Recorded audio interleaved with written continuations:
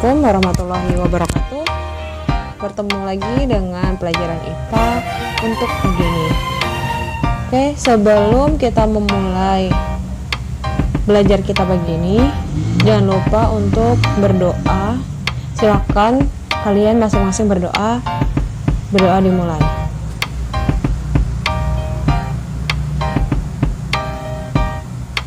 Oke, doa selesai. Untuk pertemuan kali ini, saya akan membawakan materi tentang bab pertama, yaitu objek IPA dan pengamatannya. Namun untuk PowerPoint yang saya gunakan bukanlah PowerPoint buatan saya, melainkan PowerPoint yang dirancang oleh Ibu Hendy Purnamawati, Bapak Adib Ma'riful Sururi, dan Ibu Narum Yuni Margono. Nah, langsung saja ya. Untuk materi yang pertama,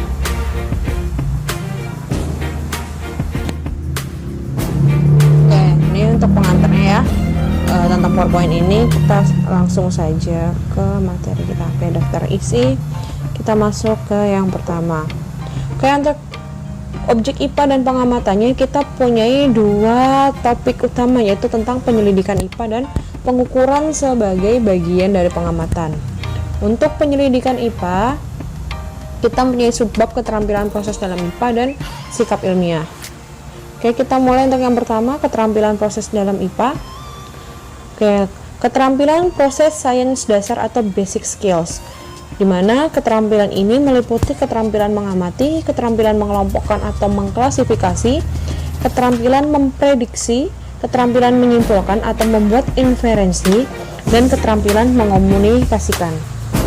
Kemudian, keterampilan proses sains interintegrasi atau integrated skills meliputi merumuskan masalah, mengidentifikasi variabel, mendeskripsikan hubungan antar variabel, mengendalikan variabel, mendefinisikan variabel secara operasional, memperoleh dan menyajikan data, menganalisis data, merumuskan hipotesis, merancang penelitian, melakukan penyelidikan atau percobaan. Nah, untuk keterampilan dasar ini, mengamati dan membuat inferensi itu merupakan dua proses utama dalam penyelidikan ilmiah IPA. Kemudian keterampilan proses sains terintegrasi, salah satunya yaitu mampu mengomunikasikan. Di sini mengomunikasikan itu dari merumuskan masalah sampai melakukan penyelidikan atau percobaan, nanti dapat dijadikan satu datanya dalam sebuah laporan. Oke, kemudian sikap ilmiah. Sikap ilmiah antara lain mampu membedakan opini dan fakta. Opini itu berupa pendapat, sedangkan fakta itu yang benar-benar terjadi atau benar-benar ada di lapangan. Kemudian berani mencoba, jujur, teliti, selalu ingin tahu, objektif. Di objektif itu berdasarkan objeknya ya. Mau bekerja sama, terbuka dan fleksibel, bertanggung jawab, ulet dan gigih, bersyukur karunia Tuhan. Ya, mensyukuri segala sesuatu yang ada di dunia ini tetap harus kita tanamkan ya.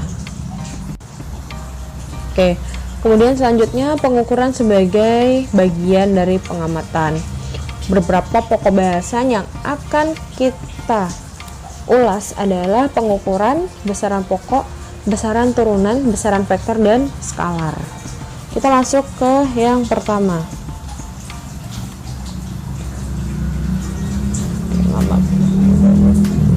Oke, pengukuran. Pengukuran adalah kegiatan membandingkan suatu besaran yang diukur dengan besaran sejenis yang dipakai sebagai satuan. Jadi mengukur adalah kegiatan membandingkan. Jadi ada besaran yang kita gunakan, dua besaran yang kita bandingkan. Oke, dalam pengukuran yang akan dipelajari yaitu satuan baku dan tidak baku, kemudian pengukuran langsung dan tidak langsung, kesalahan dalam pengukuran, ketelitian dan keselamatan kerja. Baik, kita mulai yang pertama, satuan baku dan tidak baku. Satuan baku dan tidak baku. Satuan terdahulu ya. Satuan adalah standar ukuran dari suatu besaran. Nah, satuan ini ada dua, ada satuan baku dan satuan tidak baku. Satuan tidak baku itu apa? Oke, kita lihat ke contohnya terlebih dahulu ya. Di sini kita punya jengkal. Jengkal itu jengkal itu seperti yang kalian lakukan saat kemarin mengukur benda-benda yang ada di rumah.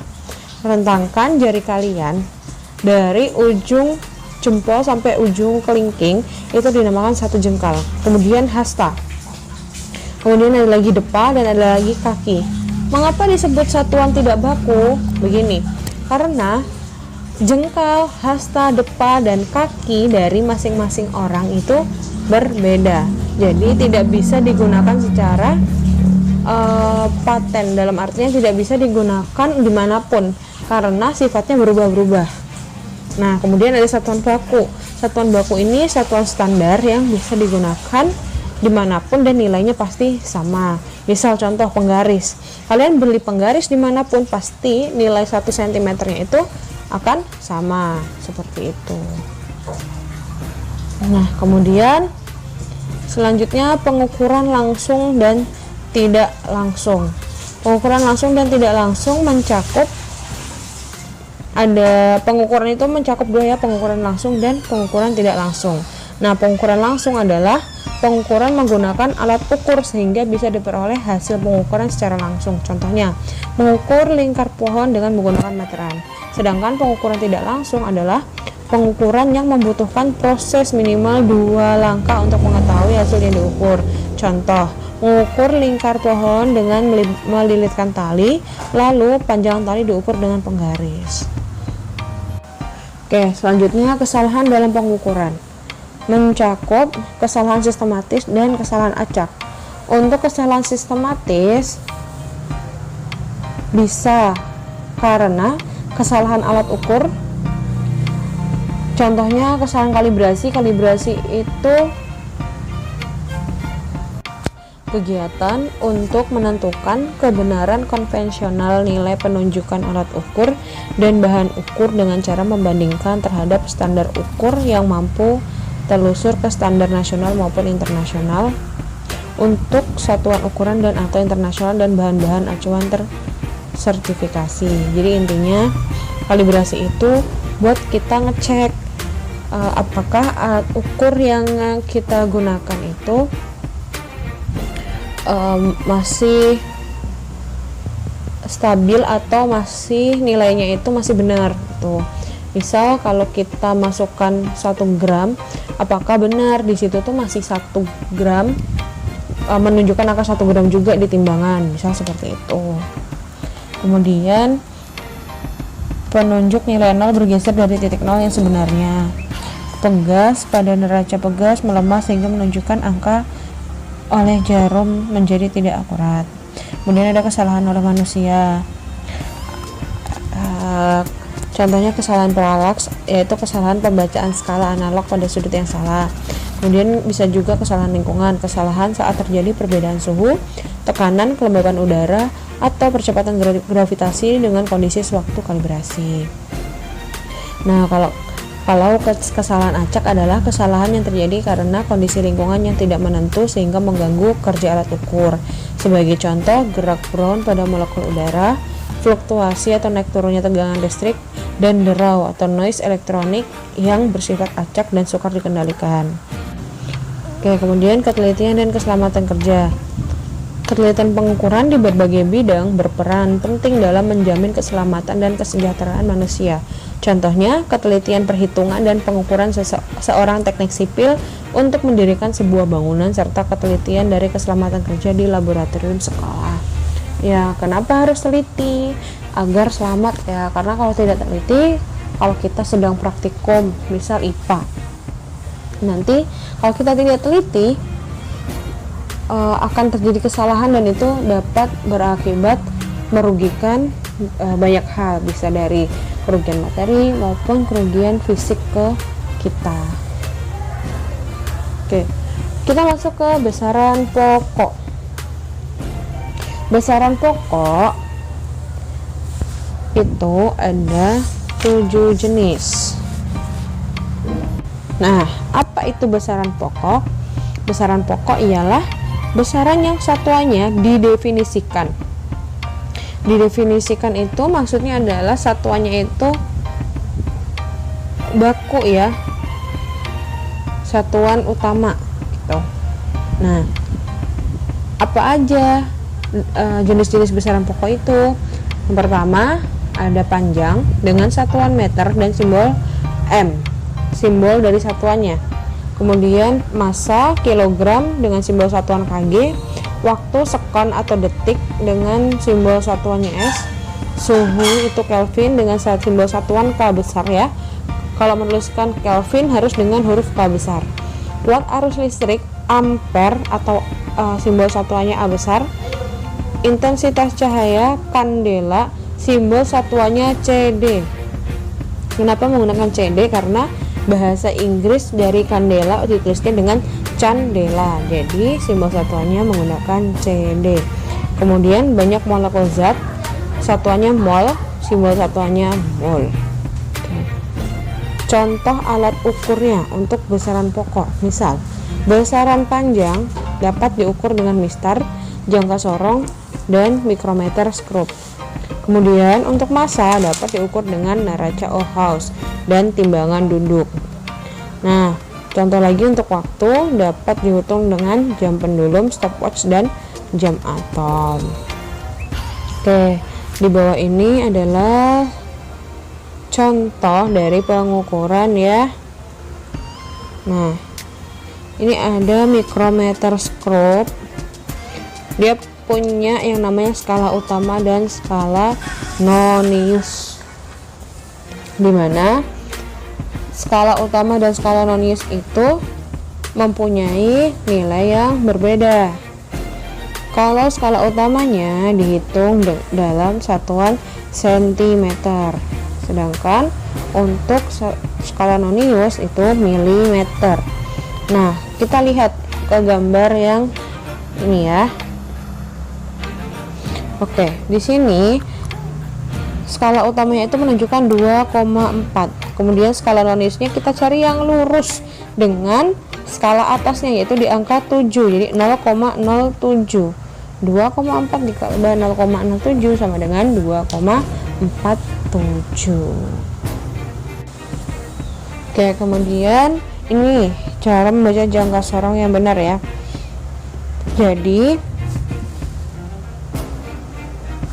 jangka sorong itu mempunyai dua skala, ada skala utama dan skala Nonius. Nah, untuk skala utama yang atas ini ya, yang atas ini namanya skala utama.